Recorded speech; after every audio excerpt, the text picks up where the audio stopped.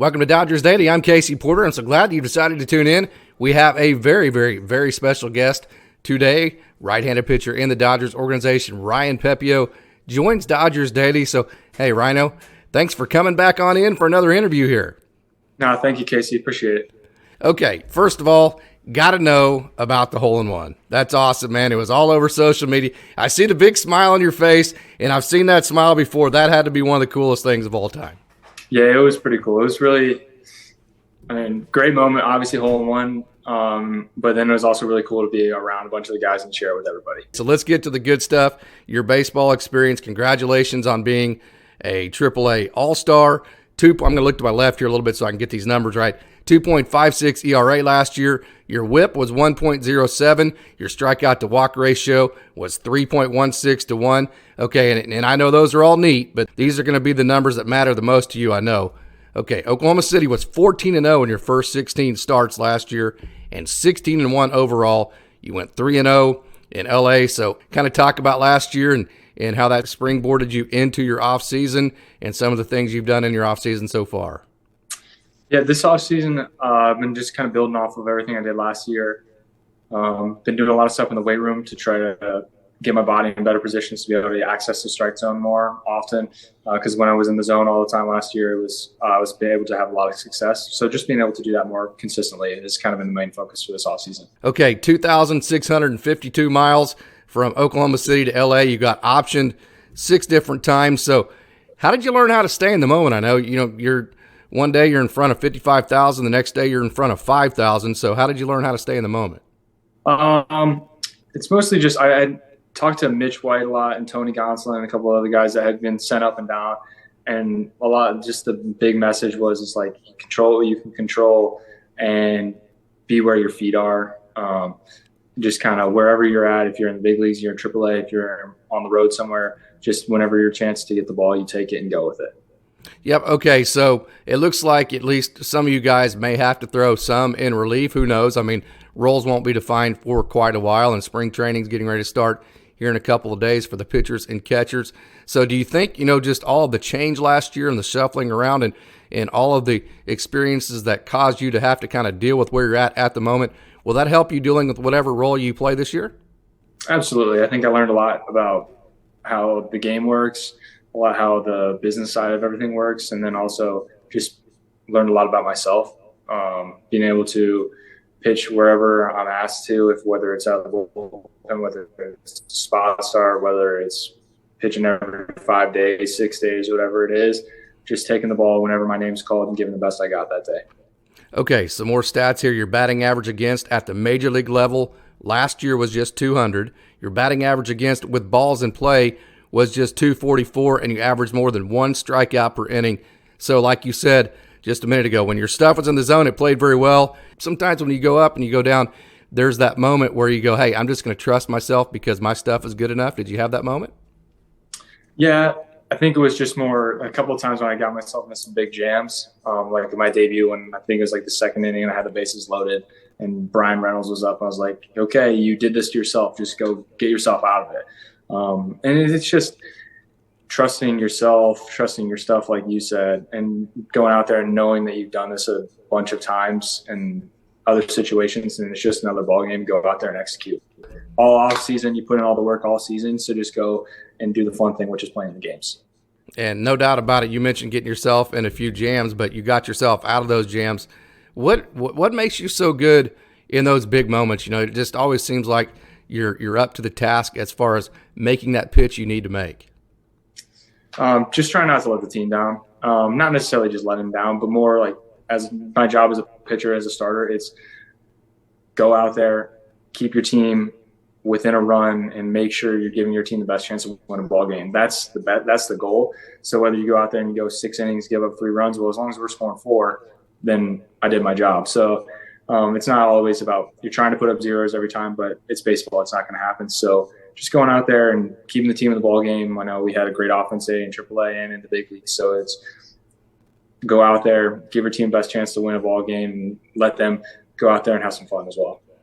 Of course, you're standing on the mound and you're looking at Austin Barnes or Will Smith. You look to your left and you're looking at Freddie Freeman. You look to your right, you're looking at Justin Turner.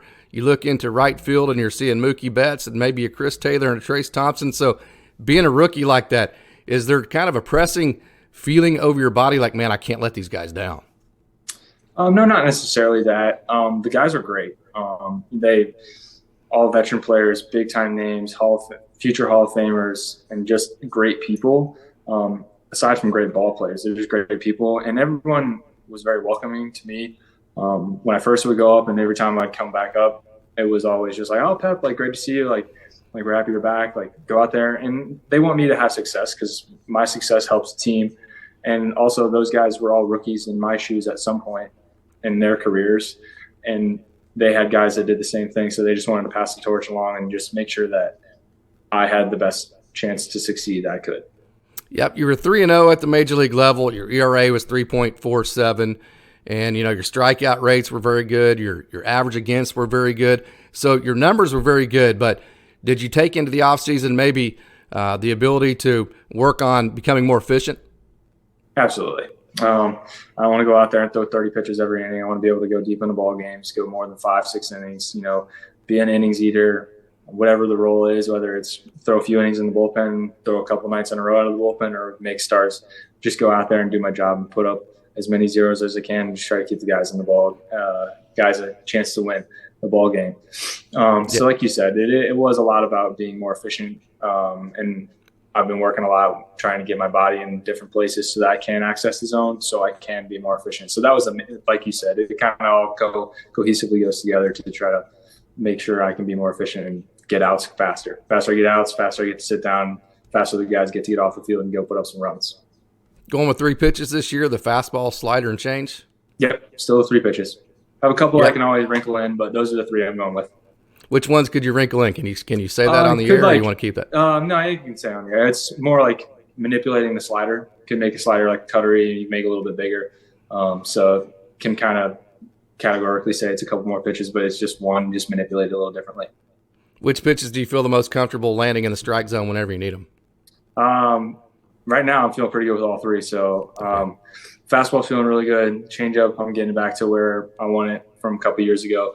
Last season, it was a little more on the horizontal side. This year, I've got more depth to it. So I'm feeling really good with where I'm at right now going into this year.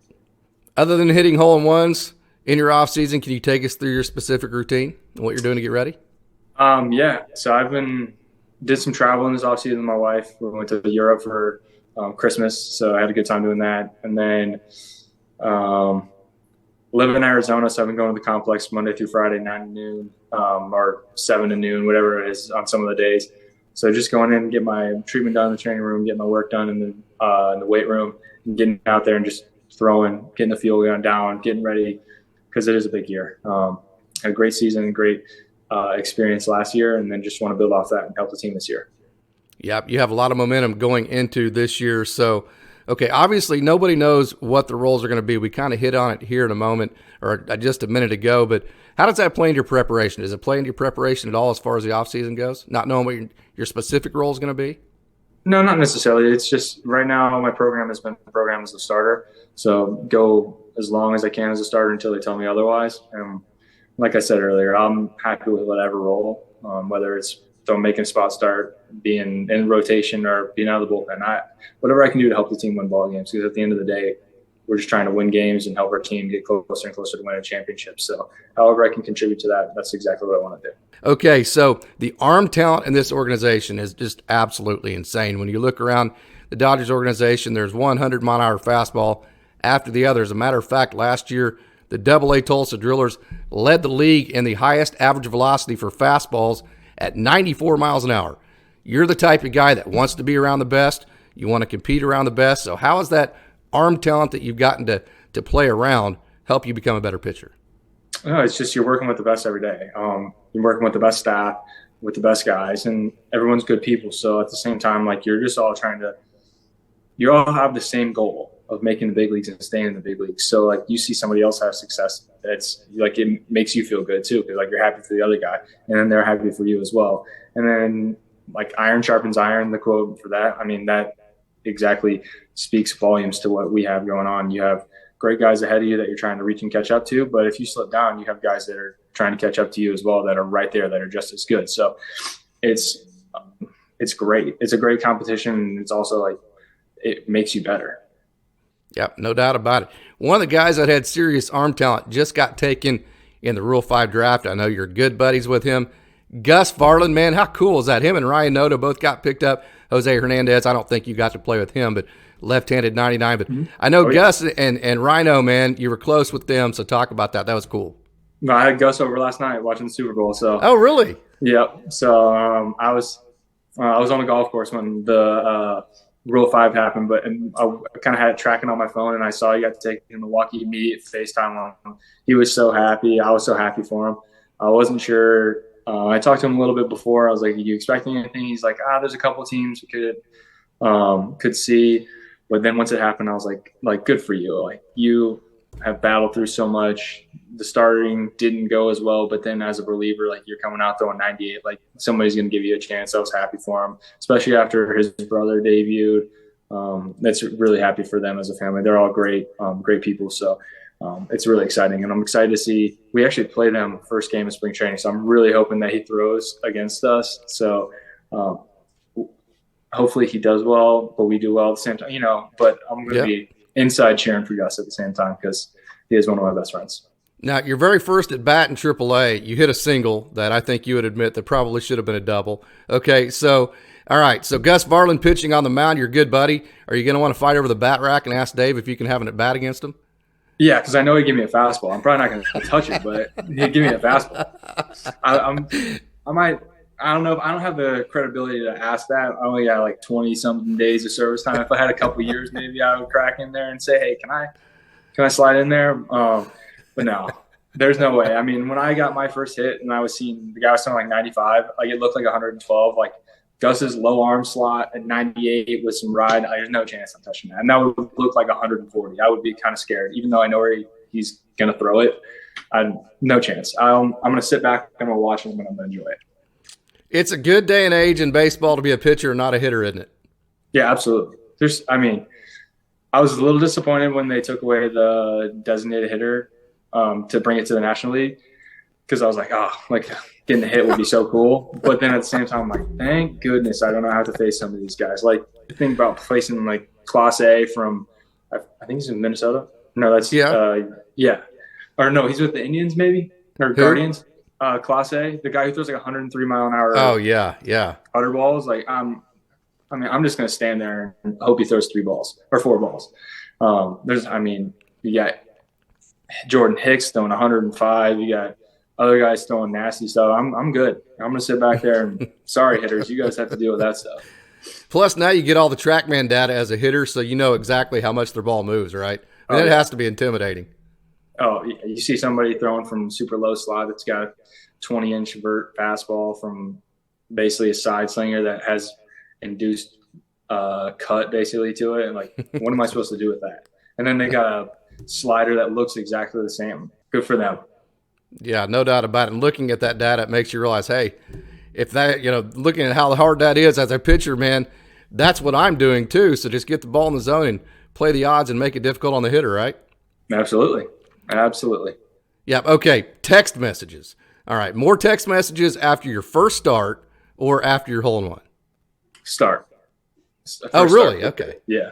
And I had a lot after the hole in one, but it was more like Instagram messages because like MLB had posted it. So I had a lot of those from my buddies, and a lot of them were like, "Are you kidding me? Like, no way!" Like, and I had a couple of buddies that like I always talk smack from home that I'm like, I'm like, my golf game is better than yours now, even though they used to kick my butt. And they're like, "No, you probably still stink like high school."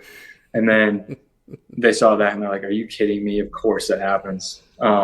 But no, after my debut, I had a lot before, like, cause they kind of like told me I was going up. And then after it happened, I had a lot from that one. One of the great things about golf is every so often, even amateurs like us can hit one shot that even the professionals can't do any better at. That's a really cool feeling, isn't it? Yep. Felt like I could have been on tour on that one. And then next hole I was like, I should have quit. Like, I should have quit after that. I mean, I hit the mecca of golf. Like, my golf career, I have peaked. There's nothing else I can do. It's all downhill from there. Well, being a PO, you're going to get plenty of time to golf. Hey, what hole was it on, by the way? 17th hole, Sherwood Country Club. It's always late in the round, and it always is one of those deals that makes you want to go play golf again, isn't it? Yep, it does. I played the next day, so it's fine. It was the only thing disappointing about the hole-in-one is that Justin Turner's tournament for his foundation, and on like the 7th hole or something like that, it was $50,000 if you made a hole-in-one. And I was like, oh, that would have been nice to have the $50,000. Okay, another little lighthearted moment here. We talked about the text messages. Who in your mind was the most famous person to congratulate you, either for your opening day start or your hole-in-one? Oh, a guy that you went, wow. Let's see. Well, everyone on the team was there for the debut, so you can like knock out like Kirsch and but I'd probably say for debut would be probably Dontrell Willis. Oh, very well. He was in the box, calling the game, but he texted me afterwards and was like, "Keep it up, like more to come." So it was very cool. Yeah, Dontrell's around quite a bit, isn't he? Yep. I know. I was talking to Julian Smith, and Julian Smith, if you know him, lefty, that was Great Lakes. He patted himself after Dontrell, and it's really cool for him because he gets to work with Dontrell now. Yep. No, it's pretty cool to have some of the people that we have around all the time that just pop in for a couple of days, or with Dontrell, he's usually in, tries to come in. I know he's got a lot more stuff with TV this year than he did last year. Last year he was in during the off season all the time, but this year he's been around a little bit, and it's cool to see. Just having another voice to listen to. Yeah, I've asked you this question before, but kind of as we've moved on, now that you have your major league debut, the data versus feel. You're a guy that's very smart. You like data, but you also are a very big feel-heavy pitcher. Has your attitude towards the data changed any at all as far as how you've incorporated it into your game? No, it's pretty much the same. There's a little more data I'm able to get my hands on at the big league level because it's a little more. There's more people to be able to do everything.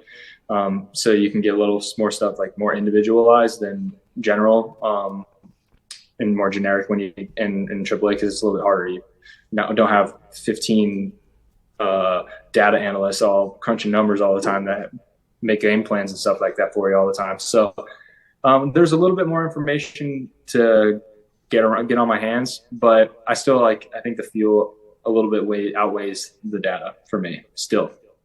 Yep, no doubt. Hey, I got to ask you, what's it like playing for Travis? He's always got your back, doesn't he? Yeah, no, Travis has my back. He had my back even the first couple of starts I had in AAA last year when I just got called up and I was kind of struggling. So he had my back and then, and he still does now. And he's one of a kind, truly good guy, great dude, great family. So he's someone who is great to talk to and he's been with the organization for 30 years, so he knows and he's seen it all. So just an overall great person, great manager. He knows how to really get the guys going and also understands the game really well.